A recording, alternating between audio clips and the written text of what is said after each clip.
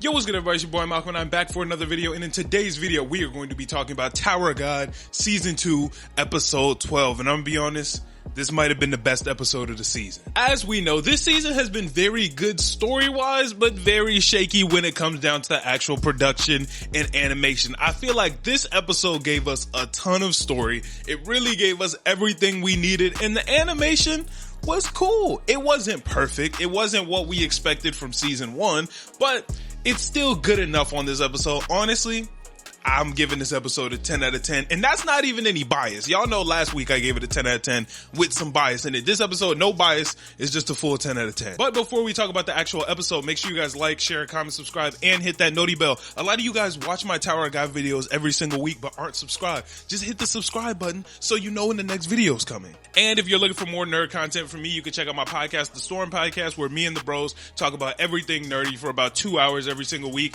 If you're a nerd and you like nerd stuff, you're not going to want to miss it. But without further ado, let's get into this review. So the episode started off with Wang Nan and his team finding KHUN under the rubble, and it's the news basically announcing to everyone that KHUN is dead.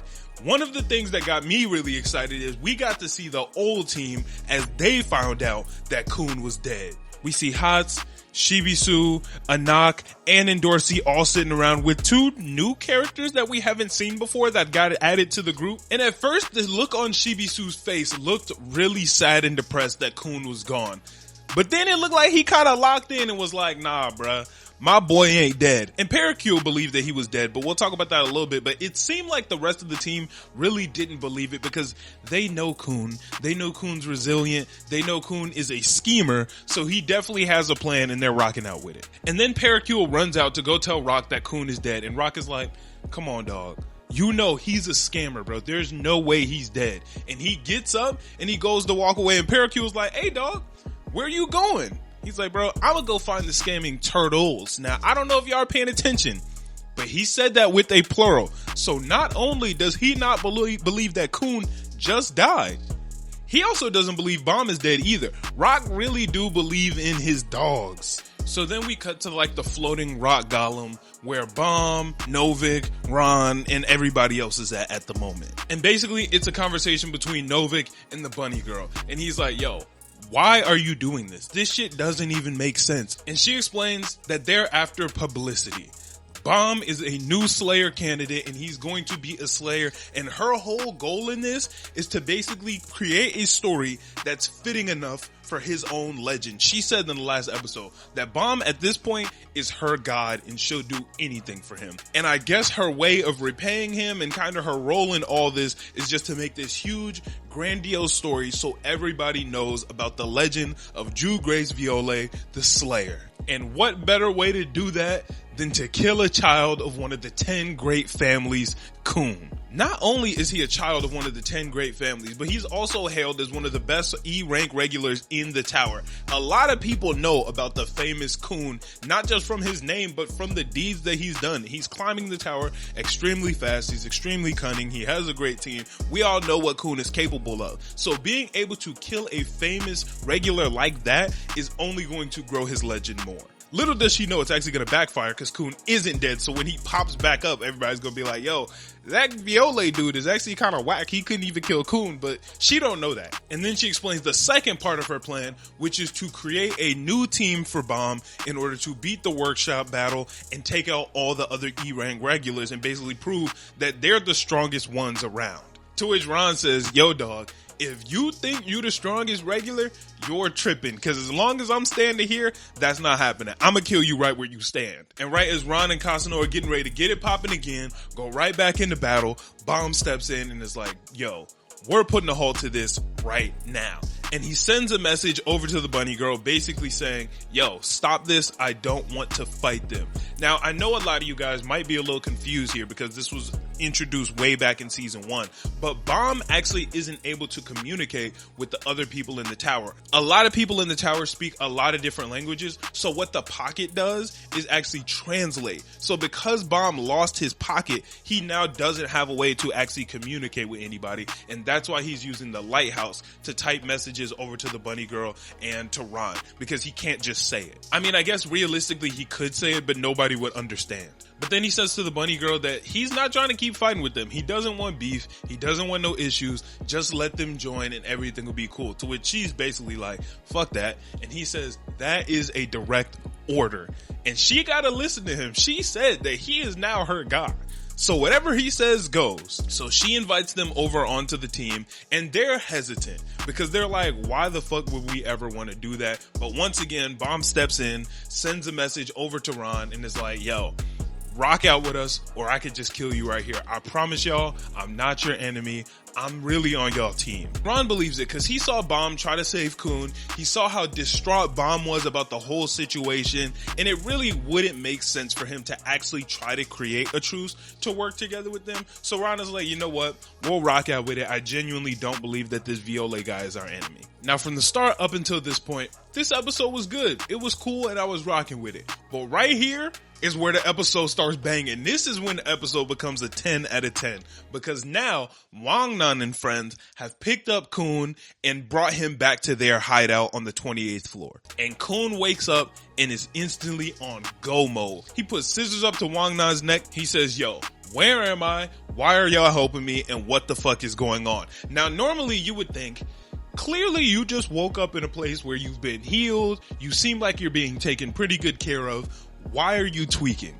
But we gotta remember, KHUN just got betrayed by his own team. He's at the point where he's like, I don't know what is going on and who I can trust. So his guard is on high alert right now. So they explain that they know Violet. KHUN is confused because he thinks that they might be Fug. He finds out that she's from the Yeon family, so obviously she wouldn't be Fug, because why would you be Fug from one of the 10 great families?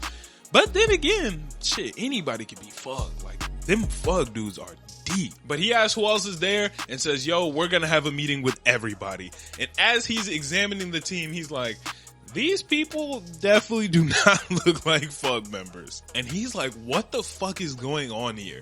Because Violet is a Slayer candidate and this team is extremely average. Not only is it average, it's below average. So why would he ever work with these people? Wangnan and them give a breakdown of what happened where they tried to find Violet and see what the hell was going on. But all they found was KHUN, a bunch of rubble, and Violet's pocket. KHUN takes the pocket and is like, yo, I got stuff to figure out. I can't give y'all no information. I really don't know that much right now. I gotta go and meet back up.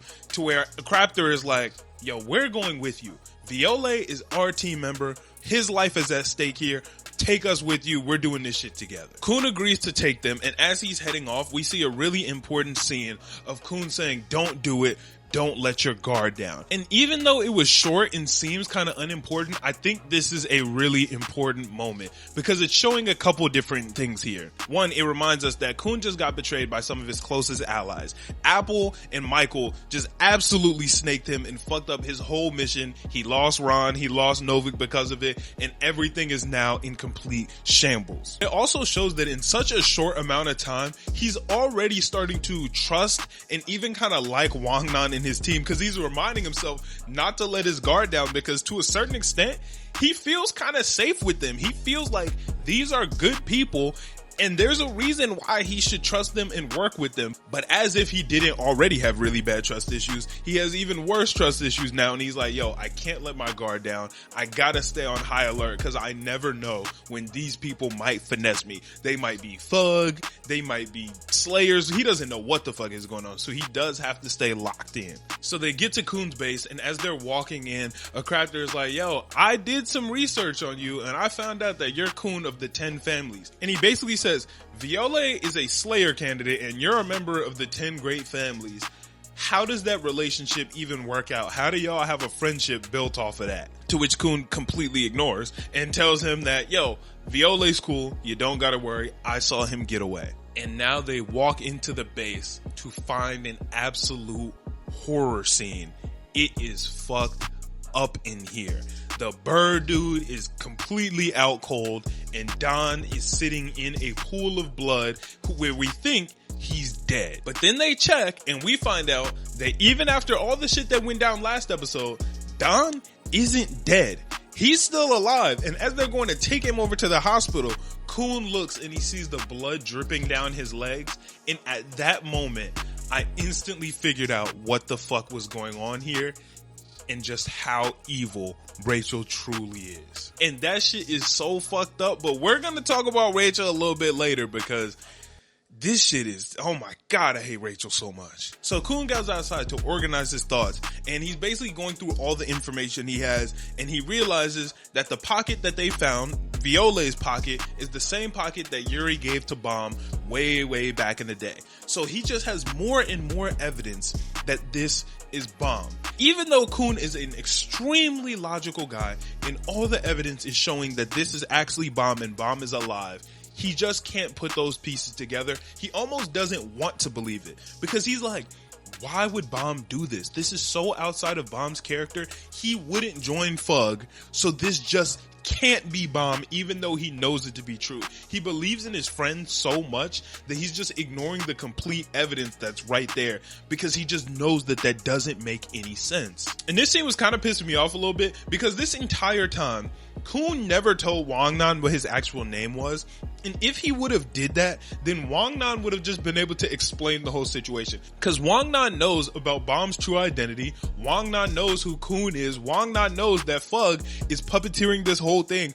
All that needed to happen was a real conversation between the two of them, and this whole thing could have been cleared up in an instant. But then the guide shows up, the one that had been working with BAMS in Fug the entire time. And she kind of lays it out to KHUN, but she doesn't say the entire thing. He still doesn't know that BAMS is being puppeteered by Fug, but she does explain what Fug's goal in all of this was, explaining like, hey, this team was too weak and they wanted BAMS to be with a stronger team. So basically, they went behind her back in order to orchestrate this whole new situation in which Viole would end up with a brand new team and the old team would get left behind. And y'all remember, that was the game plan since day one. They were supposed to do that a long ass time ago, but BAMS' old teacher put a halt to that and was like, you know what?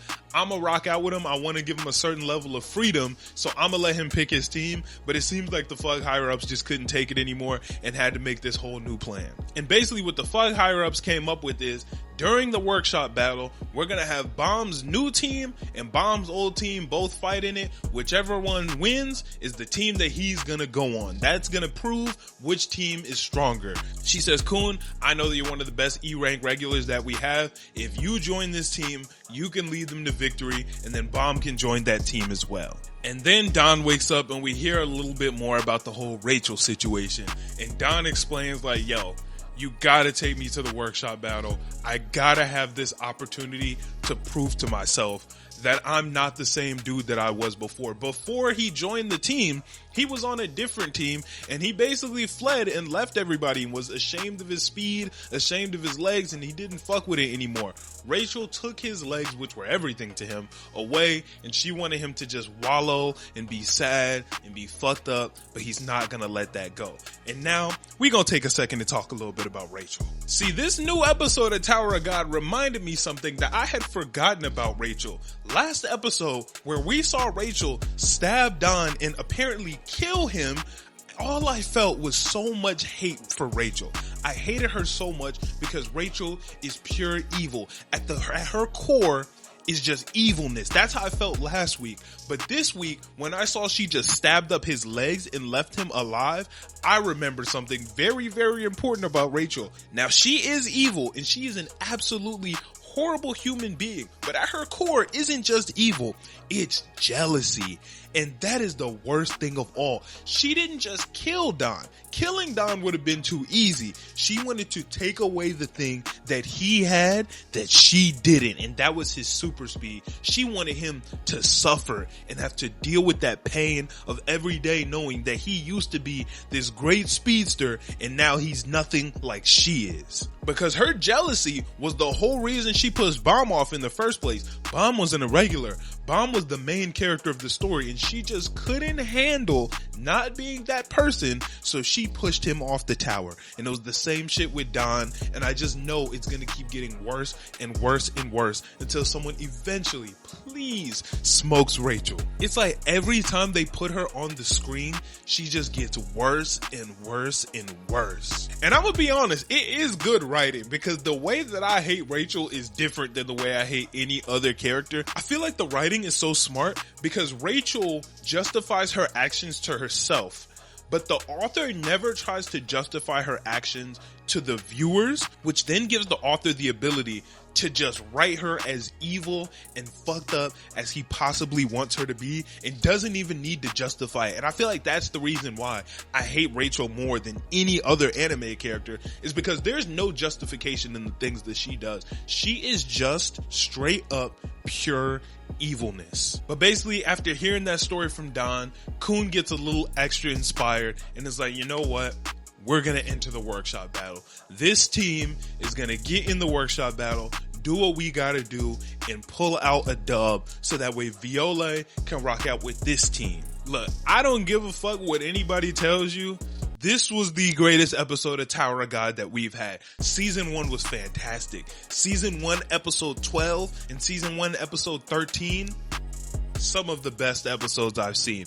But this right here, this shit was literally all the pieces coming together. Everything that we've seen and heard all kind of got brought back to one place. Well, that's not true, because we still have some answers that we need to find out. Like, who is Emily and what's going on with Emily? What's the deal with Casino? There are still a lot of pieces that we don't have connected, which is fire, because it means we're going to get even more answers in the second core. But damn, this episode was a 10 out of 10, 100%. The animation wasn't really shaky. Everything was cool, man. This shit, it's a great show. And I'm even happier that Core 2 literally just starts instantly after Core 1. It starts on October 6th. So we got episode 13 next week. And then the week after that, we're right into Core 2, which, I'm going to be honest, I don't feel like that's what a core is. Like, isn't this just all one season? I don't know why they separate it into cores if there's no break, but it's cool with me. I don't give a fuck. I'm rocking out with it. Man, but this shit was fire. Thank y'all so much for watching the video. Make sure to like, share, comment, subscribe, and hit that noti bell. And I'll catch you on the next one. I'm out. Peace.